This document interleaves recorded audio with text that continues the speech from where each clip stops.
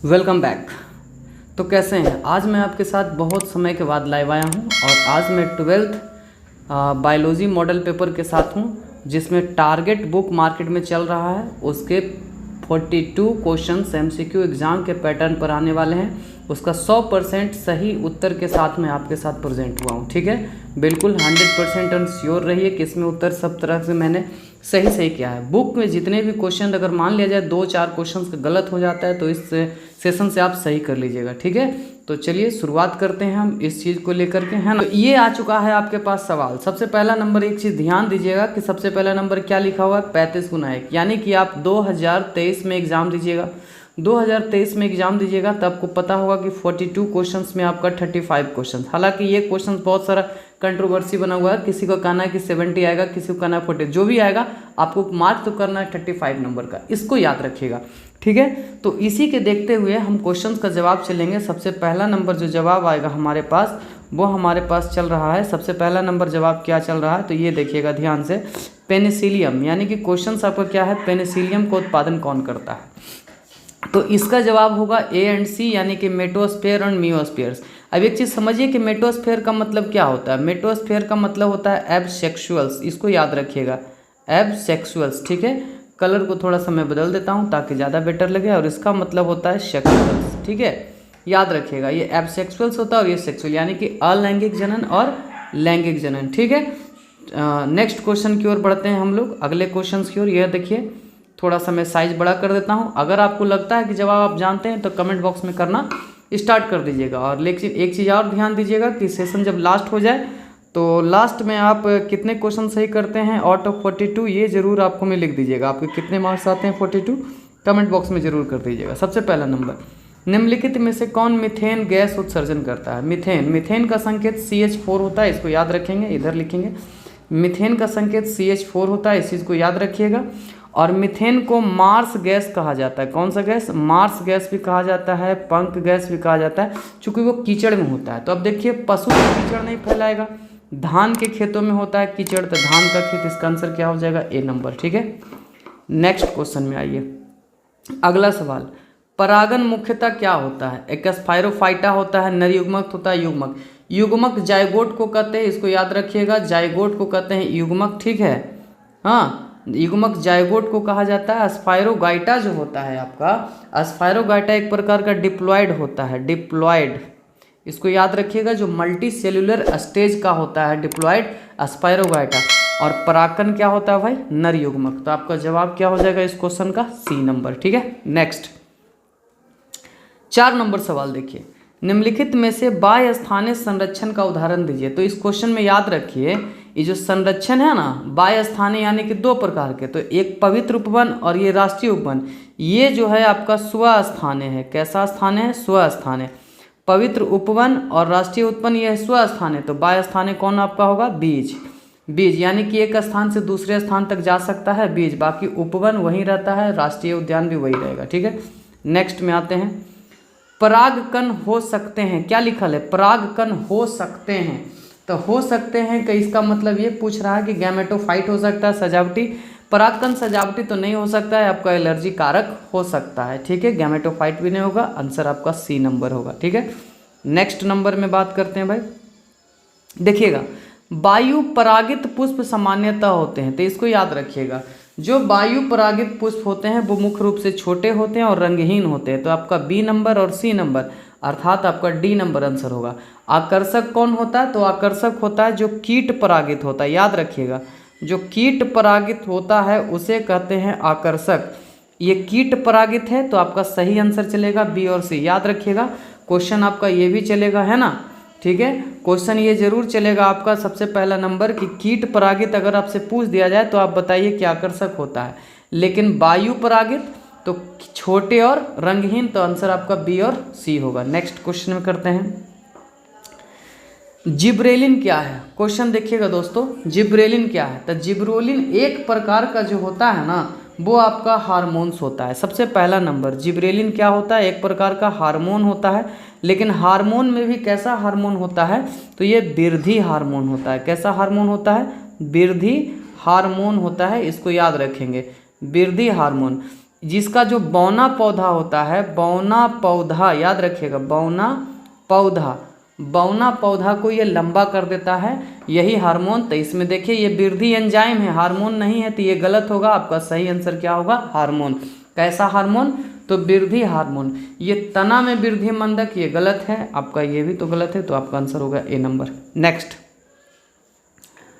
थोड़ा सा सवाल को देखिएगा यहाँ पर, ये आपका है एक ऊपर एक नीचे है, क्वेश्चन समझिएगा। प्रकाश रासायनिक धुंध में निम्नलिखित में से क्या नहीं पाया जाता? क्वेश्चन देखिए, क्या नहीं पाया जाता है? तो प्रकाश रासायनिक धुंध ये होता है क्या?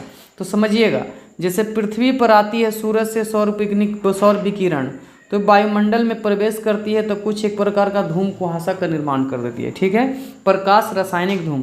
तो इसमें सल्फर डाइऑक्साइड भी होता है, और ट्राइऑक्साइड भी, डाइऑक्साइड भी, और कार्बन डाइऑक्साइड भी। इन जनरल हम कह सकते हैं तो हाइड्रोजन और नाइट्रोजन सब आता है, लेकिन जैसे ही हाइड्रोजन और नाइट्रोजन के संपर्क में आता है तो PAN का निर्माण करता है, तो ये आपका नहीं आता है। तो सही आंसर आपका क्या चलेगा? PAN। तो इस क्वेश्चन का जवाब क्या हो जाएगा? Answer number A, PAN। क्या नहीं पाया जाता है? तो PAN, ठीक है, इसको याद रखेंगे। PAN पैरोक्सियल नाइट्रेट इसका पूरा नाम होता है, पैरोक्सी एसिल नाइट्रेट, ठीक है। नेक्स्ट, अगर किसी को पता है तो बता सकते हैं, इसका पूरा नाम पैरोक्सी एसिल नाइट्रेट होता है। चलिए अगला सवाल में आइए। कॉपर टी रोकता है, तो कॉपर टी आपका रोकता है अंड जनन को, याद रखिएगा।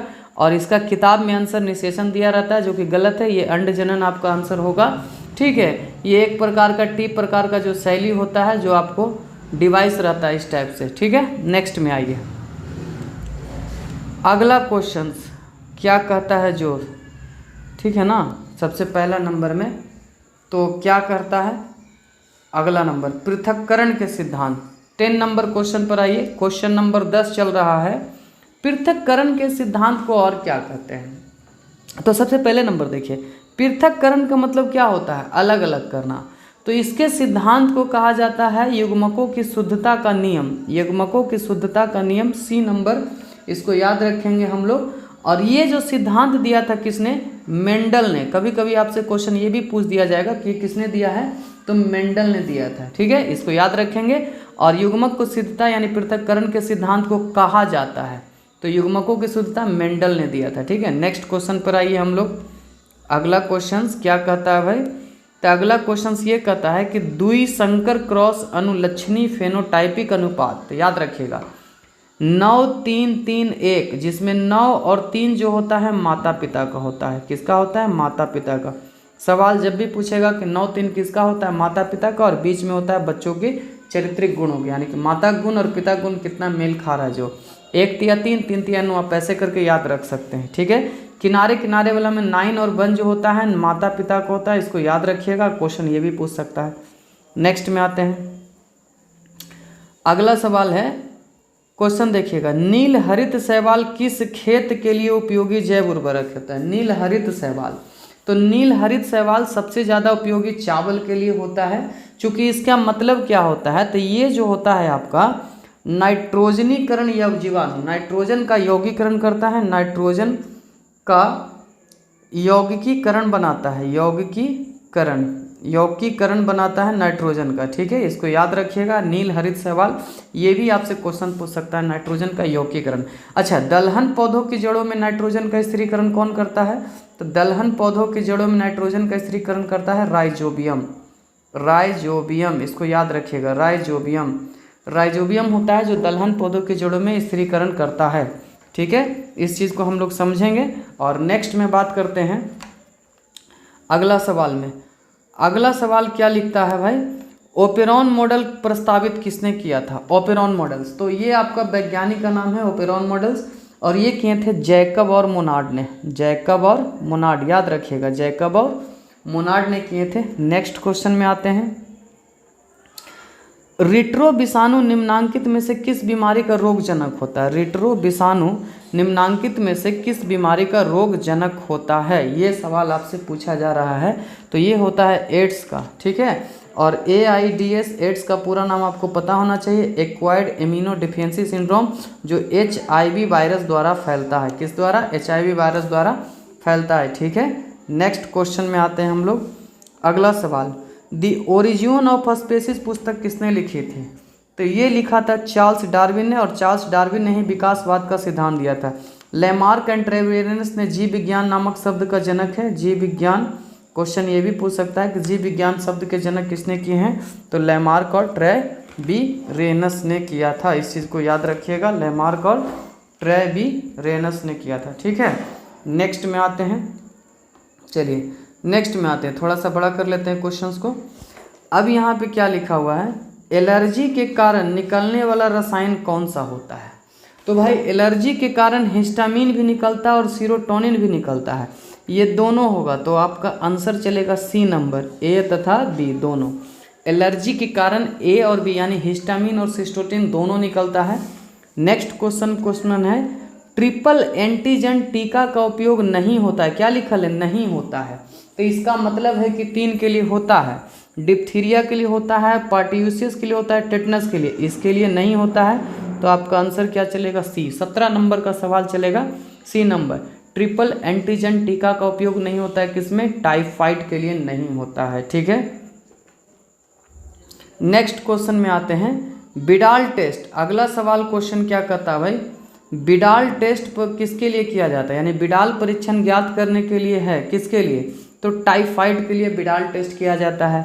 पूछेगा मलेरिया के लिए, तो मलेरिया के लिए ब्लड टेस्ट किया जाता है, प्लेटलेस्ट में काउंट किया जाता है। ठीक है, एड्स के लिए HIV टेस्ट होता है, इसको याद रखेंगे। और कैंसर के लिए MRI होता है, ब्लड होता है, CT स्कैन्स होता है, बहुत सारे 3-4 चीज़ टेस्ट होते हैं, तब जाके कैंसर का पता चल जाता है। ठीक है, नेक्स्ट क्वेश्चन में आइए। चलिए अगला सवाल, टी लिम्फोसाइट उत्पन्न करता है। देखिए ये जो क्वेश्चन है ना, ये क्वेश्चन बड़ा विवादित सवाल है। किसके लिए भाई? तो ये किताब के लिए। ठीक है, यानी कि टारगेट में इसका आंसर कुछ और दे रहा है, लेकिन इसका सही अक्षर है टी लिम्फोसाइट का निर्माण होता है अस्थि मज्जा में, इसको याद रखेंगे। टी लिम्फोसाइट का निर्माण यानी उत्पन्न होता है अस्थि मज्जा में, लेकिन मैच्योर होता है थाइमस में। अगर क्वेश्चन पूछा जाए कि परिपक्व कहाँ होता है, परिपक्वन पूछेगा तो आपका जवाब हो जाएगा थाइमस। पूछेगा टी लिम्फोसाइट का परिपक्वन, तो आप बताइएगा थाइमस, लेकिन उत्पन्न कहाँ हो रहा है? तो अस्थि मज्जा में होता है। ठीक है, इस चीज़ को याद रखेंगे हम लोग। नेक्स्ट में चलते हैं। नेक्स्ट में आइए, क्वेश्चंस में क्या कहता है, इडली और डोसा का आटा किस सूक्ष्मजीव के प्रयोग के द्वारा बनाया जाता है? तो इडली और डोसा का जो आटा है वो आपको ईस्ट के द्वारा, चूँकि इडली और डोसा में क्या होता है? फूलना चाहिए। डोसा आपको क्या होगा? फूलना चाहिए। तो फुलाना वाला काम कौन करेगा? ईस्ट। जीवाणु भी नहीं होगा, विषाणु। लैक्टोबैसिलस से दूध से दही होता है। दूध से दही का बनना क्वेश्चन अगर पूछा जाए तो आप जवाब दीजिएगा लैक्टोबैसिलस। दूध से दही जमना लैक्टोबैसिलस, और इडली डोसा ईस्ट, इडली डोसा ईस्ट। ठीक है, नेक्स्ट क्वेश्चन में आइए। अगला सवाल आपका क्या कहता है? ठीक है, अगला सवाल आपका क्या कहता है उसको भी ज़रा सा देख लेते हैं। टी प्लाज्मिड जो आनुवांशिक इंजीनियरिंग में प्रयुक्त होता है, कहाँ से प्राप्त होता है? तो ये भैया जो प्राप्त होता है ना, एग्रोबैक्टीरियम जीवाणु होता है प्लाज्मिड। सबसे पहला चीज़ याद रखिएगा, प्लाज्मिड कैसा होता है? तो एग्रोबैक्टीरियम होता है, एग्रोबैक्टीरियम। ठीक है, एग्रोबैक्टीरियम होता है, आपको याद रखिएगा प्लाज्मिड। लेकिन ये आपका TI प्लाज्मिड और एक होता है RI प्लाज्मिड। तो राइजोजीन से जो प्राप्त होता है RI और इससे प्राप्त होता है TI। तो आपसे क्वेश्चन क्या पूछा है? TI। ठीक है, तो आपका आंसर क्या होगा? डी। अगर RI प्लाज्मिड पूछता, RI प्लाज्मिड, तो RI प्लाज्मिड होता है एग्रोबैक्टीरियम से। ठीक है, TI पूछा है तो TI होता है बैक्टीरियम टीमीफेसियंस से। ठीक है ना, चलिए नेक्स्ट क्वेश्चन की ओर चलते हैं हम लोग भाई। नेक्स्ट क्वेश्चंस में देखिए क्या लिखा हुआ है, पारिस्थितिक तंत्र शब्द के उपयोग का श्रेय दिया जाता है। तो AG टॉन्सले, नाम याद रखिएगा, AG टॉन्सले। ठीक है, AG टॉन्सले को मिलता है, यहाँ पर टॉन्सिली लिखा हुआ, तो यही आंसर होगा आपका C नंबर, इसको याद रखिएगा। नेक्स्ट क्वेश्चंस के बात करते हैं हम लोग। अगला सवाल क्या है, द्वितीयक उत्पादकता से आपकी किससे संबंधित है? तो पहले याद रखिएगा, अगर फर्स्ट उत्पादकता पूछा जाएगा तो हरे पादप होगा, हरे पेड़ पौधे जिसको कहते हैं। सेकेंड पूछा जाता है तो शाकाहारी होता है, तो शाकाहारी में कौन हो गया आपका? B नंबर हो गया। ठीक है, लेकिन अगर फर्स्ट उपभोक्ता पूछा जाता है तो शाकाहारी हो जाता, ये फर्स्ट उपभोक्ता होता है। ठीक है, अगर उपभोक्ता में पूछता है तो फर्स्ट, लेकिन उत्पादक पूछ रहा है तो ये बन जाता है सेकंड। इस चीज़ को जरा सा ध्यान दीजिएगा, ठीक है। नेक्स्ट क्वेश्चन में आते हैं हम लोग। निम्न में से कौन कीटभक्षी पौधा है? तो ड्रोसेरा और नेफेंथिस ये दोनों आपका पड़ता है कीटभक्षी, तो आपका आंसर हो जाएगा सी नंबर। कौन सा आंसर होगा? C number. ये होता है, इसको घटपर्णी भी बोलते हैं। क्या बोलते हैं? घटपर्णी। पिक्चर प्लांट, याद रखिएगा, पिक्चर प्लांट, इसको पिक्चर प्लांट बोलते हैं। घटपर्णी का पौधा या पिक्चर प्लांट बोलते हैं, ठीक है। नेक्स्ट में आते हैं हम लोग। कान्हा राष्ट्रीय नेशनल उद्यान, चलिए याद रखिएगा, कान्हा राष्ट्रीय उद्यान कहाँ पड़ता है? तो कान्हा राष्ट्रीय उद्यान जो है आपको, ये बाघों के लिए है, इसको इस्तेमाल कीजिए, बाघों के लिए है। और एमपी के बालाघाट में, इसको भी याद रखिएगा, एमपी के बालाघाट में, एमपी के बालाघाट में इसका इस्तेमाल होता है। एमपी के बालाघाट में ये रिजर्व है, कान्हा राष्ट्रीय उद्यान। क्वेश्चन जब भी पूछेगा तो मध्य प्रदेश के बालाघाट में, और बाघों के लिए टाइगर है। चलिए एक चीज़ और याद रखिएगा, बाघ परियोजना 1973 ईस्वी में, टाइगर प्रोजेक्ट बाघ परियोजना कब प्रारंभ किया गया? 1973 ईस्वी में, ठीक है। और यहाँ से एक सवाल मैं आपको और भी बता देता हूँ जो याद रखिएगा, नेशनल पार्क से रिलेटेड है। जब तक आप इस सवाल का जवाब दीजिए। दुधवा नेशनल पार्क स्थित है, तो दुधवा उत्तर प्रदेश में। और अभी हाल ही फिलहाल में Kuno national park, Kuno national park, Kuno national park ये पड़ता है आपका एमपी में। क्यों इसको नाम लिया गया? चूँकि यहाँ पर 4 चीता लाया गया, नरेंद्र मोदी माननीय प्रधानमंत्री द्वारा 4 चीतों को यहाँ ला करके रखा गया कूनो नेशनल पार्क में, ठीक है। 4 चीतों को यहाँ रखा गया कूनो नेशनल पार्क में, है ना। दुधवा नेशनल पार्क उत्तर प्रदेश में होता है, ठीक है। नेक्स्ट याद रखिएगा। और ये पूछा जाएगा कौन से जिला में है? तो एमपी के मुरैना जिला में। कौन जिला में? मुरैना। कूनो नेशनल पार्क दुधवा पड़ता है उत्तर प्रदेश में। नेक्स्ट क्वेश्चन में आइए। अगला सवाल देखिए क्या क्वेश्चन है। क्वेश्चन थोड़ा सा शॉर्ट करते हैं। रेड डाटा पुस्तक किस प्रकार के जीवों का सूची रहती है? तो ये दुर्लभ और संकटग्रस्त प्रजातियों का सूची है। हमने आपको बताया था कि संसार के वैसे जीव जो पहले मौजूद थे और अब मौजूद नहीं हैं, तो यानी वो क्या बन गए? दुर्लभ बन गए या तो फिर संकटग्रस्त बन गए, ठीक है। नेक्स्ट क्वेश्चन की ओर बात करते हैं, आगे की ओर बढ़ जाते हैं। चलिए, तो अगला सवाल क्या कहता है? सुंदरबन का संरक्षित जैव मंडल भारत के किस राज्य से लगता है? तो ये जो सुंदरबन वाला है, ये जो सुंदरबन वाला है, आपको ये इस चीज़ को ज़रा सा ध्यान देंगे हम लोग। सुंदरबन का संरक्षित जैव मंडल किस राज्य के अंतर्गत आता है? तो पश्चिम बंगाल। याद रखिएगा, गंगा का सबसे बड़ा डेल्टा, गंगा का सबसे बड़ा डेल्टा, सबसे बड़ा डेल्टा कौन सा है? सुंदरबन डेल्टा है, ठीक है। नेक्स्ट में पढ़ेंगे, चूंकि बायो का कॉन्सेप्ट है तो ज़्यादा मैं इधर उधर झटकूंगा नहीं। निम्न में से कौन सा रासायनिक पदार्थ ओजोन के परत पर असर डालता है? तो ये सबसे ज़्यादा क्लोरोफ्लोरोकार्बन डालता है, जिसको CFC बोलते हैं, क्लोरोफ्लोरोकार्बन। नेक्स्ट में आ जाइए। अगला क्वेश्चन है कि पर्यावरण संरक्षण अधिनियम। तो पर्यावरण संरक्षण अधिनियम 1986 में आया था। इसके पीछे एक क्वेश्चन और याद रखिएगा, अगर संविधान का अनुच्छेद पूछ दिया जाए तो आर्टिकल 253, आर्टिकल 253 भी काम कर रहा है। 23 मई, याद रखिएगा, 23 मई को ये पारित हुआ था और 14 नवंबर को लागू हो गया था। 14 नवंबर 1986 को ये लागू हुआ था, पर्यावरण संरक्षण दिवस 14 नवंबर 1986 को, ठीक है। 14 नवंबर 1986 को यह लागू हुआ था, ठीक है। नेक्स्ट में बात कर लेते हैं हम लोग। बढ़ी हुई त्वचा कैंसर एवं उच्च उत्परिवर्तन दर का कारण क्या है? तो बढ़ी हुई कैंसर, त्वचा कैंसर, कौन कैंसर? त्वचा कैंसर। तो त्वचा कैंसर ओजोन क्षरण के कारण हो रहा है, इसको याद रखिएगा, ओजोन क्षरण के कारण त्वचा कैंसर। नेक्स्ट में आते हैं। मानव भ्रूण संरक्षित रहता है, तो मानव भ्रूण कहाँ संरक्षित रहता है? ये रहता है पेरिटोनियल गुहा में। कहाँ रहता है? पेरिटोनियल गुहा में होता है, ठीक है। नेक्स्ट क्वेश्चन में चलते हैं हम लोग। अगला है मीना माता रोग। क्या लिखा हुआ है? मीना माता रोग। तो मीना माता रोग होता है मरकरी से, Hg यानी कि पारा, याद रखिएगा। तो इसका जवाब होगा मिथाइल पारा मरकरी द्वारा, मिथाइल पारा मरकरी द्वारा। नेक्स्ट सवाल, अगला सवाल, प्रदूषण जो कि अम्ल वर्षा करता है, तो प्रदूषण जो कि अम्ल वर्षा करता है SO2 करता है और प्लस N2O, नाइट्रस ऑक्साइड भी करता है, याद रखिएगा।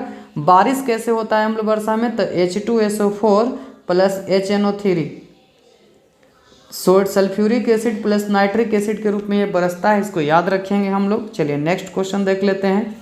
अगला है, युग्मक सामान्यता किस प्रकार के होते हैं? तो युग्मक जो सामान्यता होते हैं वो मेरे दोस्त हैप्लॉइड होते हैं, एक गुणक होते हैं, और बाकी वो निषेचन की क्रिया के दौरान वो डिप्लॉइड में बदल जाते हैं, इसको याद रखिएगा, ठीक है। और इसके पहले एक चीज़ और मैं बताता हूँ, मछली वाला रोग जो होता था मछली और शंख के कारण जा रहा था। अगला सवाल, बैलिसनेरिया के पुष्प होते हैं, तो ये जल परागित होते हैं, जल द्वारा परागित पुष्प को कहते हैं बैलिसनेरिया के पुष्प। ये आपका आंसर सी नंबर होगा।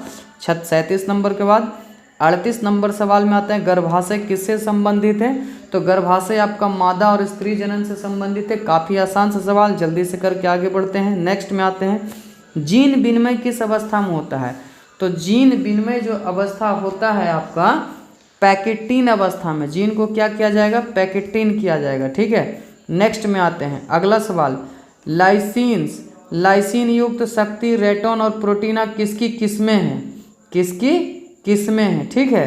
तो ये किसकी किस्में हैं? तो मक्का की किस्में, इस चीज़ को याद रखिए, किसकी किस्में हैं? मक्का की किस्में हैं, ठीक है। नेक्स्ट में आते हैं, नेक्स्ट क्वेश्चन में देखिए, बी लिम्फोसाइट का निर्माण, तो बी पूछे चाहे टी पूछे, बी पूछे चाहे टी पूछे, लिम्फोसाइट का निर्माण अस्थि मज्जा में होता है, और बी का परिपक्वन भी अस्थि मज्जा में होता है, लेकिन टी का परिपक्व क्या होता है? थाइमस में होता है। किस में होता है? थाइमस में होता है। लास्ट ये आपका ये चीज़ याद रखिएगा, बुक में आपको आंसर थोड़ा सा मिस्टेक दिया रहा है, लेकिन आप याद रखिएगा, बी पूछे चाहे टी पूछे, निर्माण हमेशा एक ही जगह होता है, ठीक है। अगला सवाल, रेस्ट्रिक्शन एंजाइम के रूप कैसे जाने जाते हैं? तो जो रेस्ट्रिक्शन एंजाइम होते हैं, रेस्ट्रिक्शन एंजाइम, उनका आणविक कैची के रूप में होता है। आंसर आपका बी नंबर चलेगा, आणविक कैची के रूप में। तो ये तो था दोस्तों 42 क्वेश्चंस, इसको याद रखेंगे। ये तो हमारे पास था आज का 42 क्वेश्चंस, ठीक है। बायोलॉजी का मॉडल पेपर 2 नंबर था, ठीक है। बायोलॉजी मॉडल पेपर 2 नंबर था, ठीक है। अगर आप चाहते हैं कि मैं इसे कंटिन्यू करूं, तो आप इसे सपोर्ट कीजिए और ज़्यादा से ज़्यादा दोस्तों के साथ शेयर कीजिए, और अपने कमेंट बॉक्स में फीडबैक ज़रूर दीजिए, ठीक है। तो धन्यवाद, मिलते हैं, हमारी मुलाकात अगले वीडियो में।